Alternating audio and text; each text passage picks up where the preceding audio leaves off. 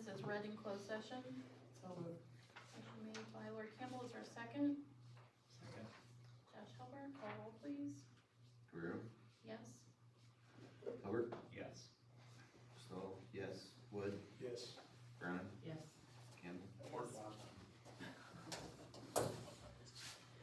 Alright, I need a motion to accept the resignation of Sarah Gorecki as 3rd through 8th grade music teacher effective immediately. So moved. Motion made by Jessica Browning, is there a second? I'll second. Jeff Stahl, call roll please. Hubbard, Yes. Stahl, yes. Wood, Yes. Browning, Yes. Campbell, Yes. Guerrero, Yes. Motion to employ Brianna Bjorky Webb as 3 through 8th music teacher for the 2021-2022 school year. So moved. Motion made by Matt Wood, is there a second? Second.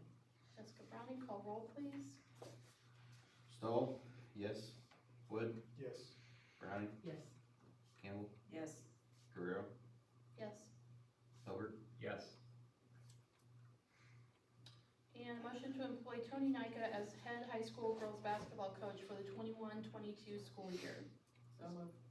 Motion made by Lori Campbell, is there a second? Second. Josh Hubbard, call roll please. Wood, Yes. Browning, Yes. Campbell, Yes. Guerrero, Yes. Hubbard, Yes. Motion to employ Paxton Acree as a high school student council sponsor for the 2021-2022 school year. I didn't get a vote on this one. Do what? I didn't get a vote, but I vote yes on Tony. Oh, I forgot to Stahl, call myself. yes. Yeah, sorry. Okay, so now I need a motion to employ Paxton Acree as high school student council sponsor for 21-22 school year. So moved. Motion made by Josh Hilbert, is there a second? Second. Matt Wood, call roll please. Browning, Yes. Campbell, Abstain. Guerrero, Yes. Hubbard, Yes. Stahl, yes. Wood, Yes. Okay, motion to employ Amy Webb as middle school assistant girls basketball coach for the 2021-2022 school year. so moved. Motion made by Jeff Stahl, is there a second? Second. Jessica Browning, call roll please. Campbell, Yes. Guerrero, Yes. Hubbard, Yes. Stahl, yes. Wood, Yes. Browning, Yes. Motion to employ Jennifer Williams as an at-will night custodian effective August 2nd, 2021. So moved. Motion made by Matt Wood, is there a second? Second. Lori Campbell, call roll please. Guerrero, Yes. Hubbard, Yes. Stahl, yes. Wood, Yes. Browning, Yes. Campbell, Yes. And then we move on to the consent agenda. Everyone has your report, and did anyone have any questions on the consent agenda? So I need a motion to approve the consent agenda as presented. Motion. Motion made by Josh Helber, is there a second? Second. Matt Wood, call roll please. Hubbard, Yes. Stahl, yes. Wood, Yes. Browning, Yes. Campbell, Yes. Guerrero, Yes. And superintendent's report. Few items on here. The first, summer work update, as I mentioned in my superintendent's report, custodial crews are moving along pretty well, even though we've been shorthanded, with various, vacation days and sick days and a couple injuries. But, they've been able to move along, and they are over at the Eleopolis campus, and hopefully they will finish up all of the waxing and everything before August 2nd. That was my goal initially, and I think we're on pace that they will meet that. And that's in every building, or Eleopolis? They're in Eleopolis right now. They've completed the work here and Harristown, Okay, so they and they moved have on. moved on to Eleopolis. Got it. And that is their last stop before returning to their buildings on August 2nd. Okay. As far as the rest of the summer work update, I've presented to you a copy of the updated work list for the summer. I highlighted the things that were not on our original list. so you could kind of see what we had to add over the course of the summer. The ceiling repair at Harristown, as I mentioned, there was a leak in the roof, of a roof drain, and with all these flat roofs, I think that might possibly be one in that corner. They have, drains that run down through the middle of the buildings and then connect a tile underneath somewhere and then move on out of here. But seems like a weird design that you would want to drain water down through buildings, but they all do that. And sometimes they leak or they kind of accumulate condensation over time, and then that drips and creates holes. We did get the roof fixed over at Harristown, but we did not patch the ceiling until school was out, and I think it'd been like that for some time, and I just never noticed it. And I walked in there, I think, at our end of the year celebration, and thought, that is a pretty good sized hole that needs to be fixed. And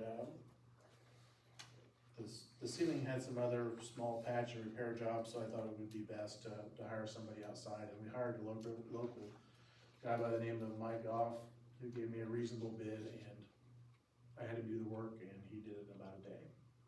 So it is done. The parking lot repair, or the parking lot lights repair job at Harristown,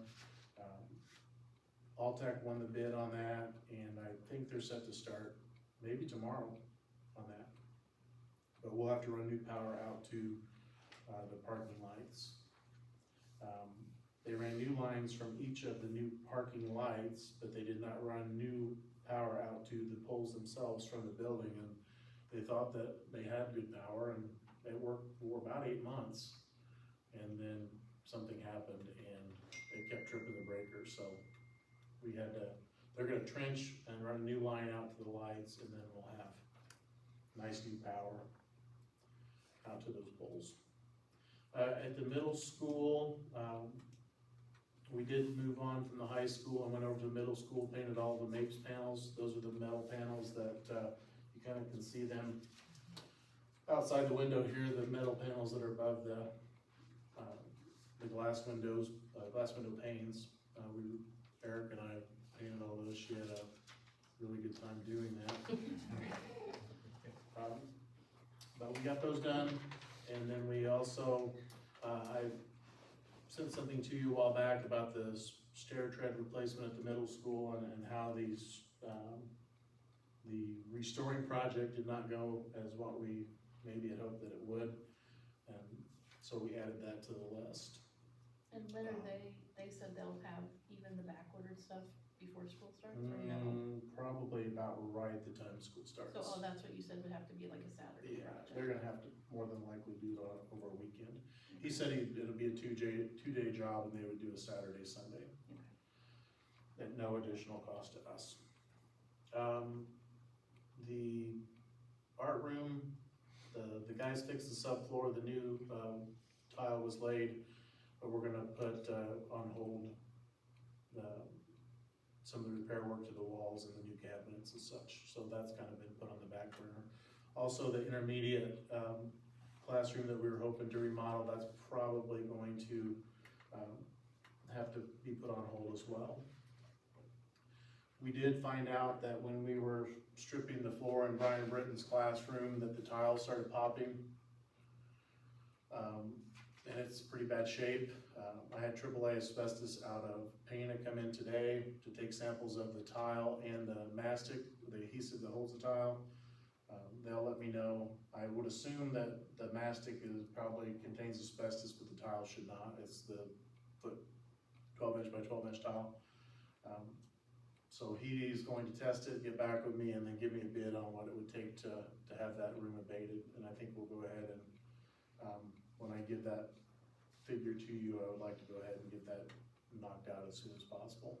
So did he move rooms when he went to 4th this year, or is he still in his old, He is will that be, the old room? yes, it'll be the old room. Okay. Right now, it will probably set open, and I might have the guys do this remodel project during the school year, if it's not too noisy and too loud to the neighboring teachers. But As far as the, mastic removal, he said it would not create a lot of noise, and they could do that during the school year. I don't know where we would end up on his schedule though. And then, the high school, I probably move on down to the brick facade repair. I sent you pictures of the I-beams and the lintels, the support structures that go over the large window openings.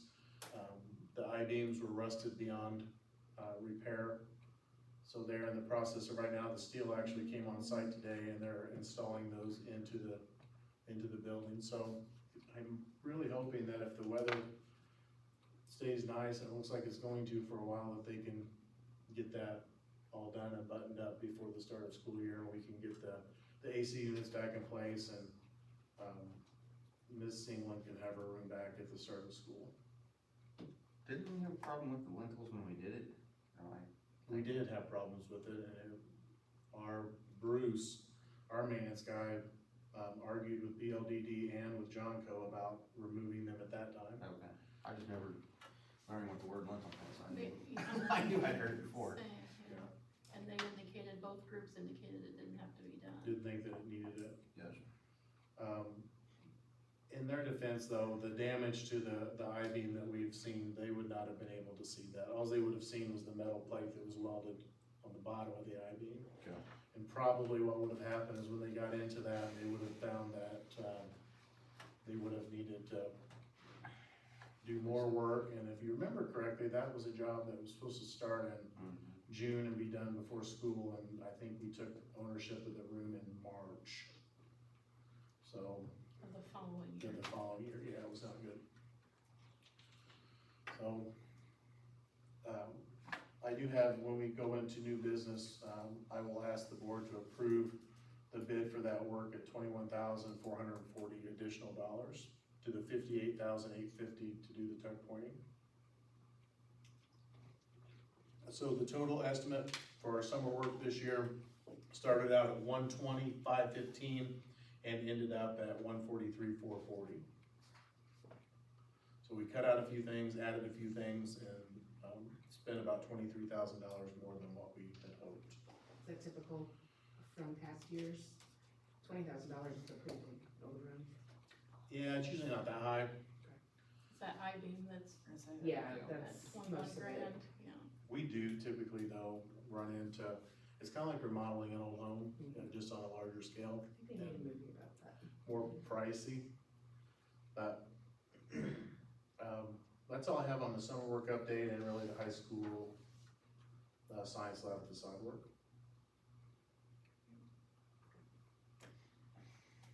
Next up are the teaching and non-certified vacancies that we currently have. I'm gonna try to work through that in my packet.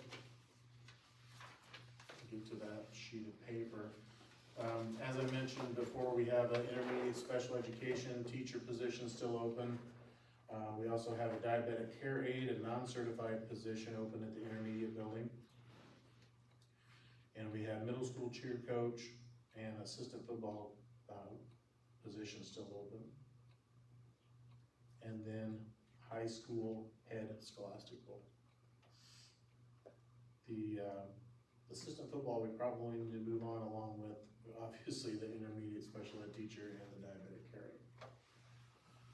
So that's what we have still, available out there.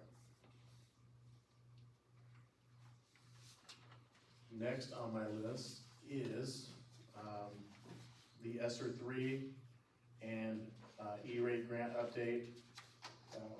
The ESSER 3 allocations came in, it looks to me like we'll receive just shy of $750,000, to use, hopefully, however the board sees fit. If I can write off a good portion of our HVAC work, which is an allowable expense for this grant. We did that with the ESSER 2, they approved it, I'm hoping they do that again. That will give us some flexibility on how we wanna spend the money. I would like to put some of it back in working cash, to kind of replenish that fund. We have spent some money out of working cash to replace roofs within the district, which is really not what we intended to do, but the working cash is kind of a rainy day fund, that we can spend on a variety of different things, but 20% of that $749,497 will have to go, to address learning loss. There's about another $41,000 that will be, what I assume, I really don't know, I've not had clarification on this, that will be used at the state level probably by ISB, that will also address learning loss, summer enrichment, and after-school programs. On our grant, it says that we're receiving $791,000. I don't think that all of that will be ours to spend. Like I said, it'll be more, closer to $750,000. But that's the ESSER 3 grant. I'm in the process of writing that. One thing that we will have to do, probably, maybe during the regular September meeting, or maybe we can squeeze it in on our special meeting that we're having early in September. We need to have a hearing, and allow the public an opportunity to come and give input on how they would like to see us use the ESSER 3 money. So I'll probably talk to you guys in a little bit more detail about that later on and see when you would like to try to do that. The next grant is, I call it the E-rate grant, but it's really the Emergency Connectivity Fund. And basically what that will do is, the federal government will give dollars to purchase devices for students. The high school had 90 devices that we were wanting to purchase, and then another 8 devices for the board. And I will, when we get into that part of the new business, I will ask that you approve that purchase. The district would cover the funds, and then it would be a reimbursement through E-rate.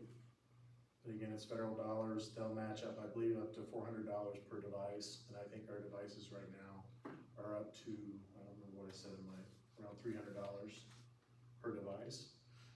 That will not cover the Chrome licensing. The district will have to pick up that, and I have that breakdown. $29,000 roughly in devices and $3,430 in license for those devices. And again, that will be all paid for by the federal government.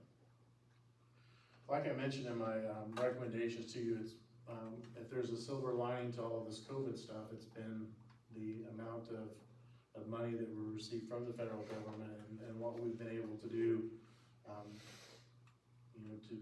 to be where we were back in March of 19 till now, for a district even of our size to be able to go from that to basically 1-to-1 student to device ratio, it's really pretty good, and it's been at very little or no cost to our taxpayers. So there is a silver lining. And then the last item that I have for the superintendent's report, and we can discuss it in more detail when we get into new business. I do have a back-to-school plan. It's very similar to what other local school districts are going to eventually present to their board, but basically, kind of in a nutshell, it will be all schools will return. This is what I'm recommending. Obviously, the board can make a decision and do something completely different. This is what I'm recommending.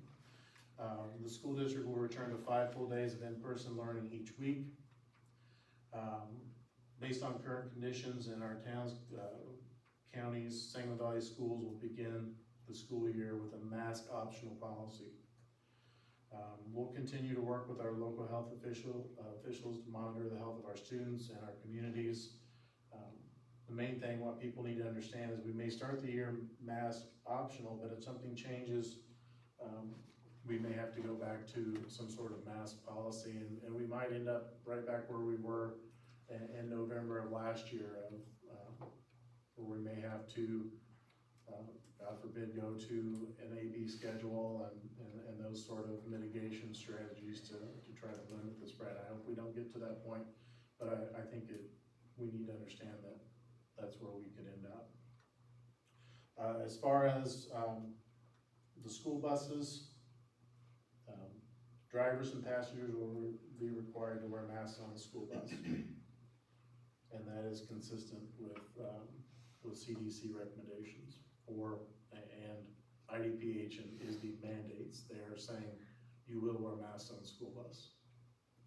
We need to get that message out as well. As far as remote learning this year, remote learning will be temporarily available to students if they are under quarantine by the local health department and not eligible for a vaccine. Medical doctor's excuse will be required. And again, that will be a very short term, just during the time that they're quarantined, they'll be working from home, more than likely, probably through Google Classroom or teachers pushing packets out to the kids. Temperature checks and symptom screening will be discontinued. Parents should keep track of their children's health, and if they're sick, obviously keep them at home. We'll try to social distance as to the greatest extent possible. We'll continue to clean and sanitize the buildings. Sanitation wipes and hand sanitizers will be made available for all of the classrooms and in the large gathering areas again. Student meals for the 21-22 school year will be free for all students in accordance with the USDA reimbursements. High school absences due to documented local health department quarantine or isolation order will not count when calculating semester exam exemptions. The district at some point may have to adjust educational and athletic programming throughout the year. Locker rooms will be utilized for physical education class. Students in grades 6 through 12 will be required to wear PE uniforms again. So that is the plan in a nutshell. I think most people will probably read down to the mask optional policy, whether they agree with it or disagree with it, and whether they go on past that, I don't know. The mask on bus, is that for any, whether it's extracurricular or anytime you're on a bus, a mask? Yes. And that doesn't come from us, that came Yeah, from the that's- state. I just wanted to make that clear Too that many it was, people, yeah. because you could have an extracurricular where there's only a handful of people on the bus, but it's still mandated. And there was a question about that, about the rationale for that, and one of the things that we were able to do with our HVAC systems that we've never had before was that we bring fresh air into our gathering spaces, classrooms, gyms, cafeterias. Up to 30% of fresh air will be mixed in with the HVAC, and the air coming in, it will recirculate throughout the room, and you will not get that on a bus. And you have twice the number of kids that you would regularly see in a classroom on a bus. And obviously the cubic feet in a school bus is going to be much less than a classroom. So you're not getting the air exchange on a bus, and you're obviously in much tighter spaces, so. I think it's important to point out too, that the guidance coming from Department of Public Health and from the CDC says, if you're indoors, you should still be wearing a mask if you're not vaccinated. So basically this is putting it in the community hands, in our parents' hands, that if you're deciding to send your kid unvaccinated to school and without a mask, that's on you. We're gonna try to keep them apart 3 feet, that kind of thing, but obviously that's not, that's your choice then to send them until there's guidance from our local departments that say you have to wear them again. And I can't imagine that that's not coming, but I mean, I guess the question here is, are we all on board with going at it this way? I think Mr. Meadows met with several other superintendents, and this was kind of the direction since CDC put out and IDPH put out. This is our suggestion, but you guys need to do that on your own and monitor it now on your own through your local. You'll have to be in touch with Macon County and Sangamon County Health Departments routinely as far as what the metrics are and that kind of thing. So I guess discussion is open as to if everybody's good going forward with this as printed? I've seen concern from some parents about the possibility of bullying if a kid does decide to wear a mask. And, you know, I didn't see anything on here about how we're going to address that if it does come to pass. Do you mean the bullying specifically? Yeah, because of masks. I mean, how do we make sure that a student, if their parents want them to wear it when they wear it to school, that nobody is giving them crap about it? Well, I can't say that that's not necessarily going to happen, but we would deal with it like any other bullying situation that would be covered in our handbooks. And I would even recommend, and I'm gonna talk to the teachers about this in our back to school meeting, is they need to discuss this with their classes and make sure that, you know, that everybody understands that it's okay to wear your masks, and if that's what people decide to do, it's their choice, and we should all be respectful of that. And so I'm gonna ask the teachers to kind of push that message to their classes, and we'll do that at all grade levels. I understand the concern, and I can't tell you that that's not going to happen, just as I can't tell you that a fight in the high school. I mean, I assumed it would, that's why I was. I can see it happening both ways too. Yeah, I can see that's someone true. just as aggravated that someone's not wearing a mask and should be.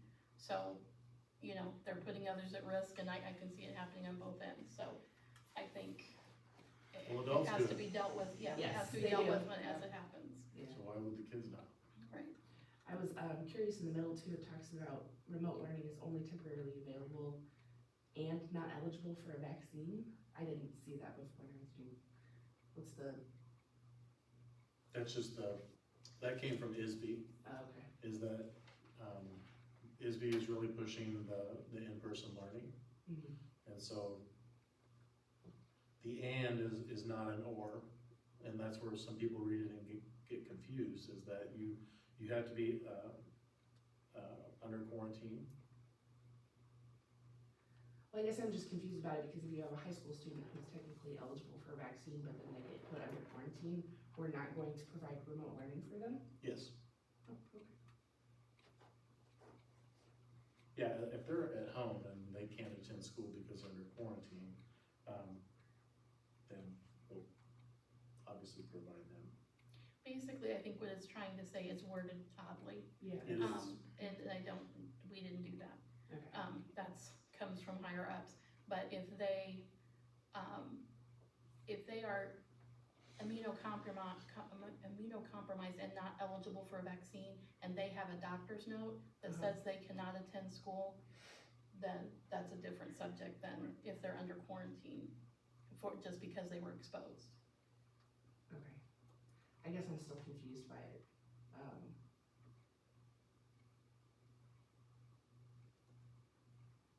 They could be of age, Right, but but- health but- conditions, But I'm not talking about that person, I'm talking about someone who could get it, but their parents, for whatever reason, don't want them to. That's not an immunocompromised thing, they that's don't fall just, in that category. just a personal choice. So they are eligible, but they didn't get it, but they're under quarantine.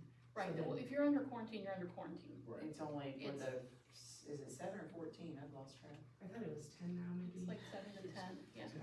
17, 14, somewhere in that Yeah. vicinity. It's no One longer of the 14. reasons why I didn't get very specific as far as those guidelines go, because those are, I'm certain that those will change before we start school. And we need to probably just reword that, because it needs to be, the not eligible for a vaccine needs to basically be over in the next sentence, I believe. Yeah, cause the way I read it is that we're not gonna provide someone who could have gotten it, but didn't remote learning Yeah, if it's they get not that. quarantined. If you're in that's how it's quarantine, if coming you've off been to me. exposed and you're actually in quarantine from IDPH, you're getting, Right, okay. your school packets or whatever type Okay. of education at home for that 7 to 10 days. I will try to look to see how we can Revamp maybe the word. Reword that, yeah, cause I don't change think that that's to our maybe not be as intention. confusing. Mhm. I don't think it's our intention to say that we're not going to provide someone with remote learning, but when I read it, that's what it says to me. So you're no longer, the choice is not there unless you have a medical condition that your Right. doctor says, or you're under quarantine. Right. Okay. That's the only exception. Anyone else? Is there anything else on here that kind of is maybe using, I think, maybe some clarity around the bold sentence of everyone should be prepared to wear a mask at local. Is it worth stating where the metrics are coming from and adding in maybe the caveat too if ISB changes their guidance? I think the entire, yes, I don't disagree with that, and I think the entire thing that came from ISB should also go out with this, or be on front of it and give the full, what their recommendation is, and leaving it to the school districts, and then we can then add this along with it. And yeah, you could definitely say, Just because there's metrics people can pull from everywhere and. right, it's from our local health departments, the two that we have to deal with. Well, from IDPH is Right, where if you they've taken over, yeah. get the main bulk of information. But they almost sounded like they were handing it off to the counties, did they not? Well, Do you and, think they'll step back in if it gets? I mean, even though it says optional, like Sangamon's pushing it, but Yes. they wear a mask at school and nowhere else. What do you know, that's why I support what you guys came up with and put out, because we're doing whatever, they can go to Walmart, McDonald's, wherever else and not have a mask on, so. I had a parent call and said that their kids have been playing in club all summer and there's not a mask inside. Right. And that is hard to, it's hard to accept that they can do that and then they're required to wear a mask when they come to school. It is a difficult decision.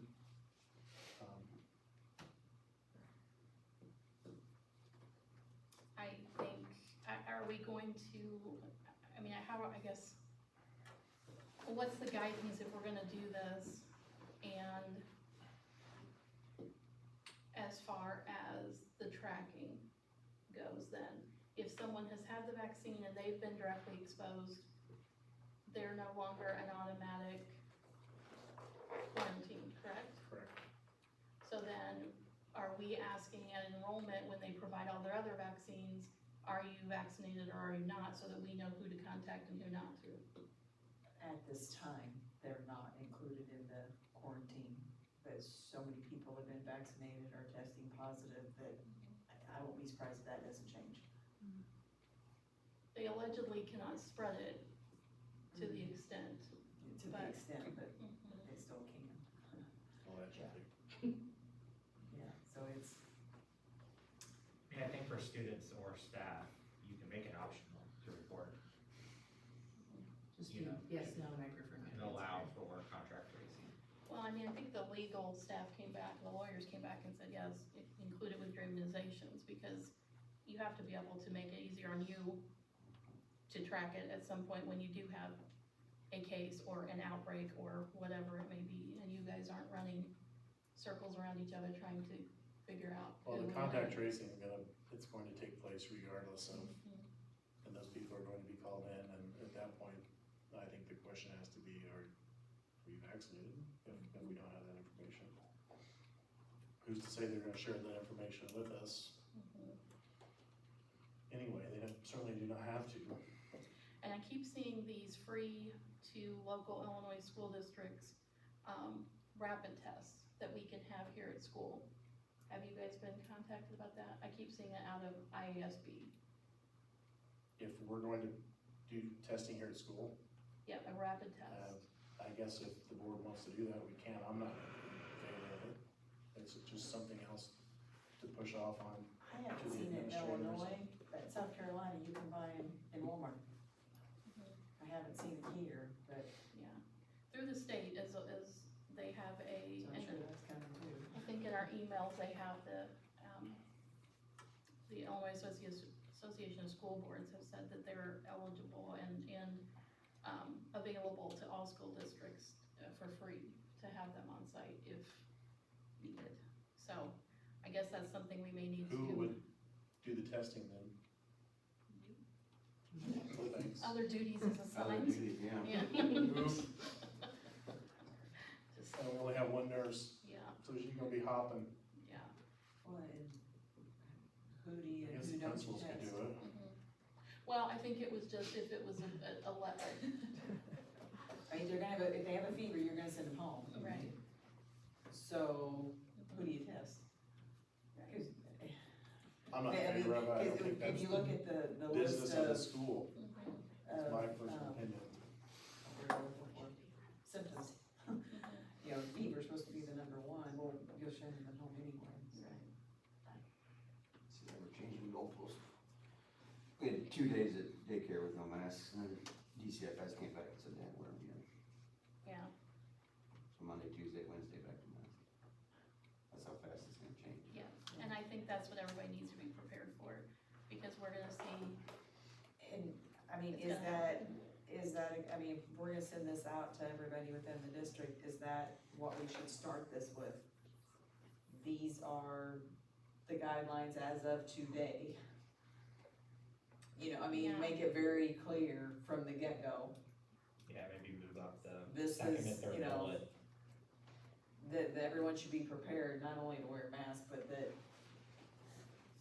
just like last year, things can change hourly.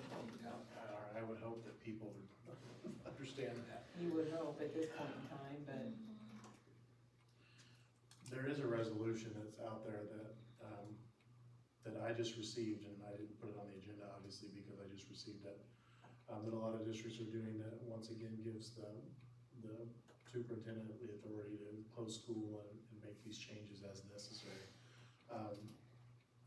and I think we have to have that, because we can't come in and meet, if you find out at 4 o'clock on a Thursday that, you know, we all need to wear masks on Friday at 8 AM, we can't come in and have a meeting. Right. So we need to get whatever that wording is and at I'll- least approve it next month. I'll prepare the resolution for the August board meeting, and I'll try to get it to you as soon as possible, and you can take a look at it.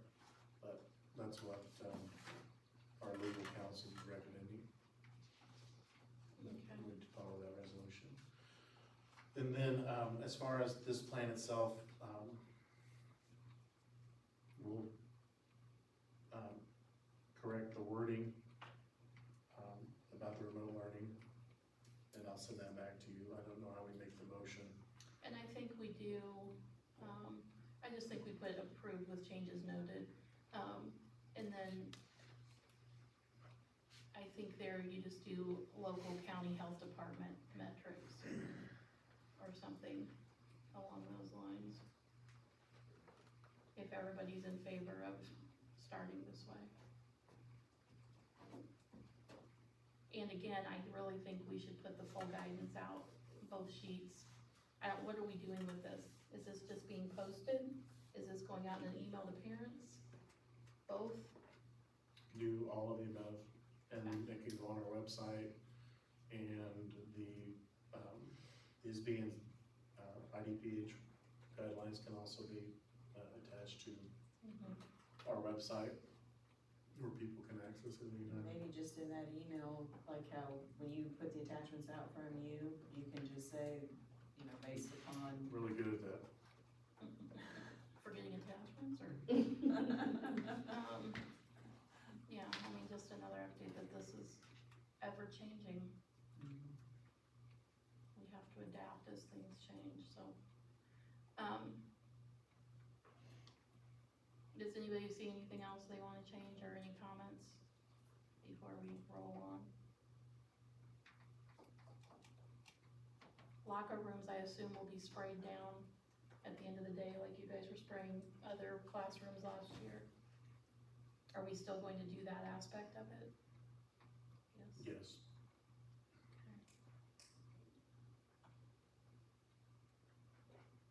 Alright, do the buses get sprayed also? They have a device to do just that. Okay. Alright, well. Any questions and or objections before we move to the next thing?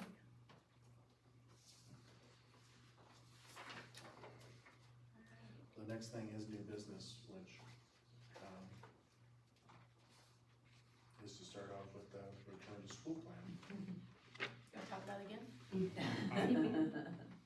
Did it change it? I got nowhere to be, yeah, exactly, let me listen to the news and Yeah. I'll let you know.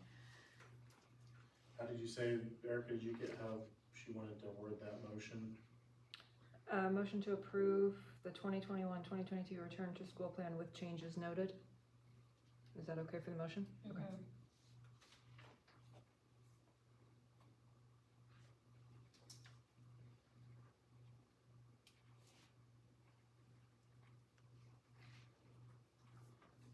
Okay, Can you read that? I do. Motion to approve the 2021-2022 return to school plan as presented with changes noted. So moved. Motion made by Matt Wood, is there a second? I'll second. Jeff Stahl, call roll please. Hilbert, Yes. Stahl, yes. Wood, Yes. Browning, Yes.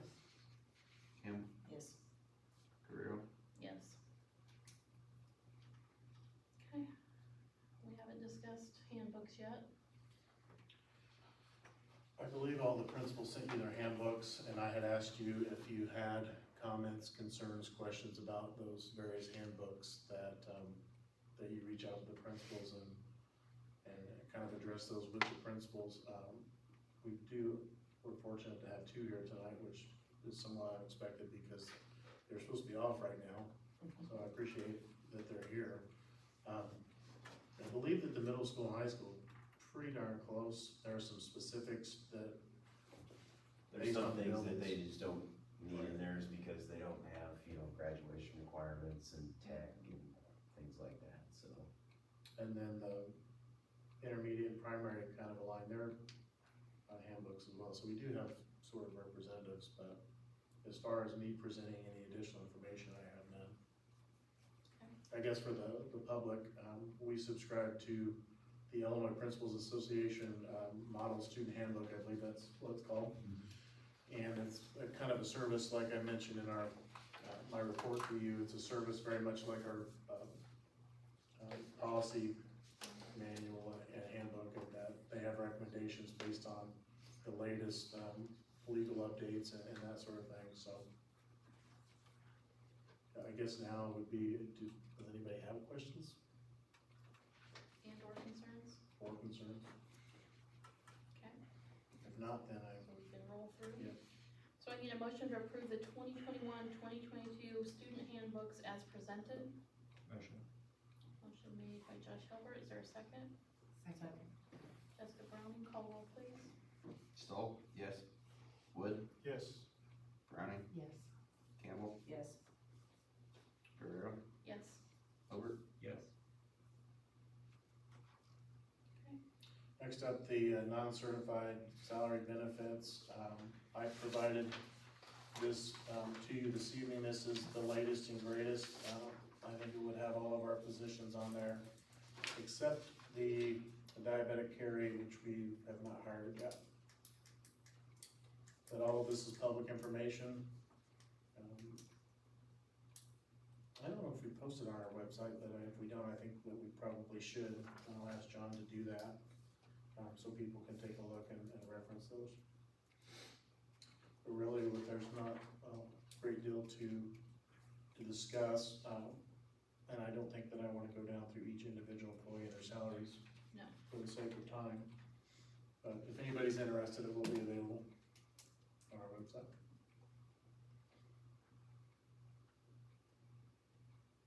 Okay. So I need a motion to approve the 2021-2022 non-certified salary schedule as presented. So moved. Motion made by Jeff Stahl, I'll second, call roll please. Wood, Yes. Browning, Yes. Campbell, Yes. Guerrero, Yes. Hilbert, Yes. Stahl, yes. Okay. Next up are the closed session minutes.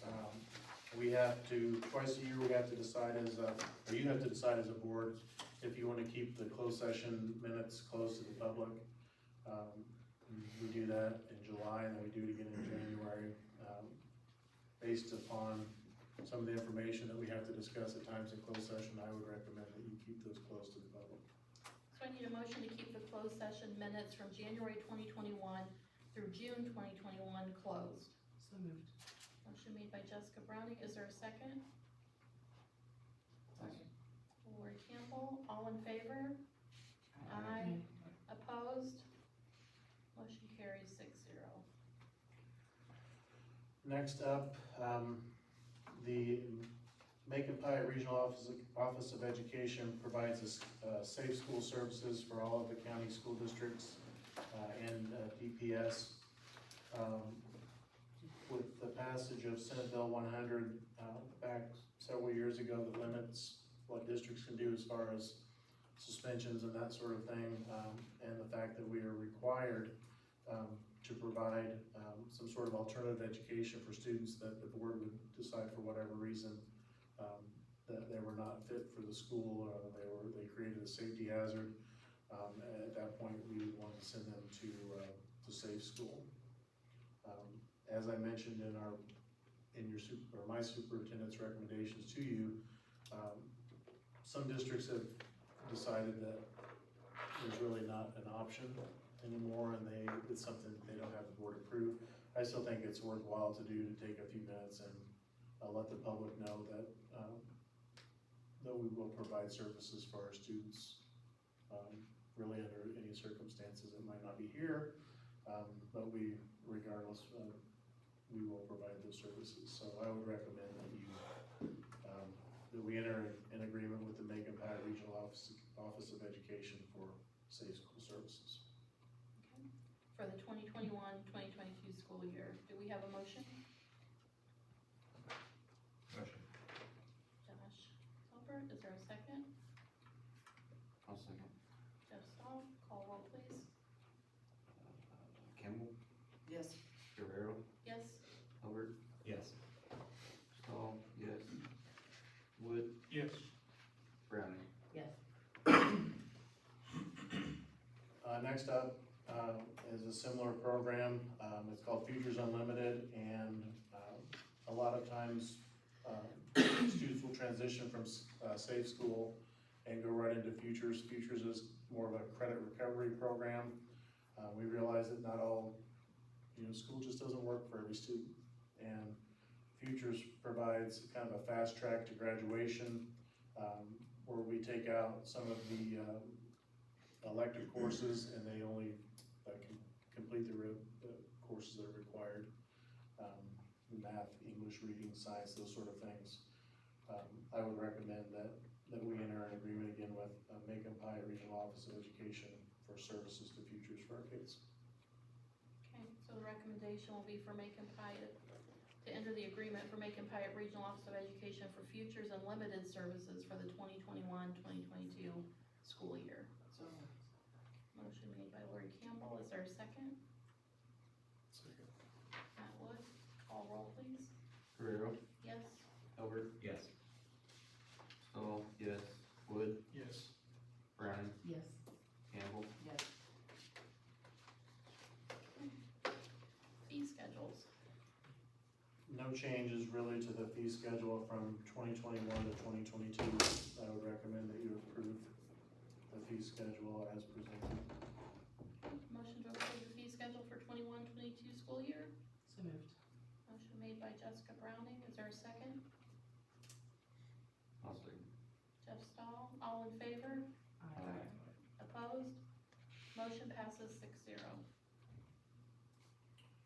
Next up is the bid from Autobahn to replace the I-beams while they're doing the brick facade repair. I would recommend that you approve that. Okay, so motion to approve the bid from Autobahn Company for additional brick facade repair at the high school for an amount not to exceed $21,440. So moved. Motion made by Matt Wood, is there a second? Second. Lori Campbell, call roll please. Stahl, yes. Wood, Yes. Browning, Yes. Campbell, Yes. Guerrero, Yes. Albert, Yes. Next up is the Sentinel subscription. I think since, for as long as I can remember, since I've came back as an administrator, the district has always provided each family with a subscription to the Sentinel. It's at $19 per subscription. I don't know how many that we're gonna have at this point, so the motion kind of reads to renew the subscription at a cost of $19 per subscription. And then I will get the total number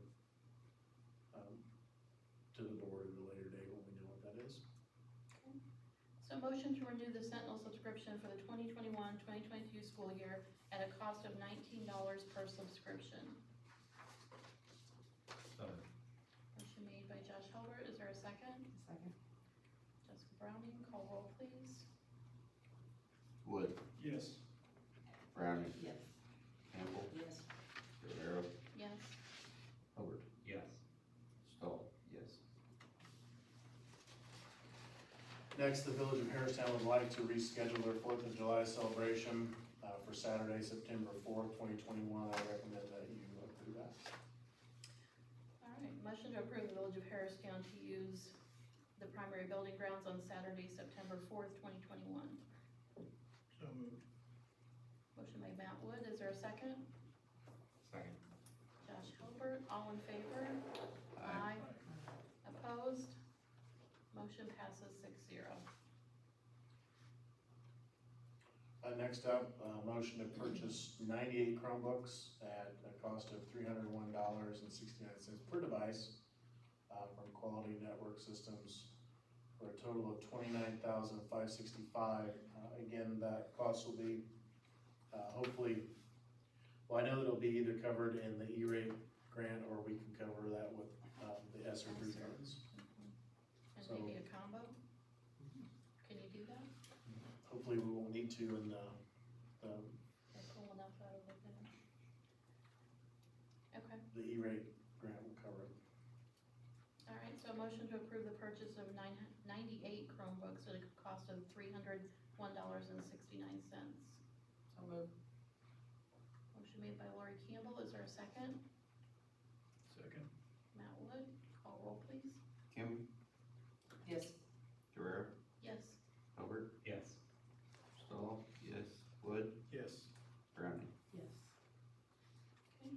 And then I provided you with a revised board meeting schedule. The only addition was the special meeting that we added, I believe it's September 8th, to work on board goals Mm-hmm. and maybe have a ESSER 3 hearing on that day as well, but we can talk about that. I'll send more information out later, Okay, but for now, those are the only changes. all right. So motion to approve the revised 2021-2022 board meeting schedule as presented. So moved. Motion made by Jeff Stahl, I'll second it. All in favor? Aye. Opposed? Motion passes 6-0. So the next regular scheduled meeting is August 18th at 6 p.m. We have some information from our day-long, meeting that we held, and we'll probably get some of that out to you before the next meeting.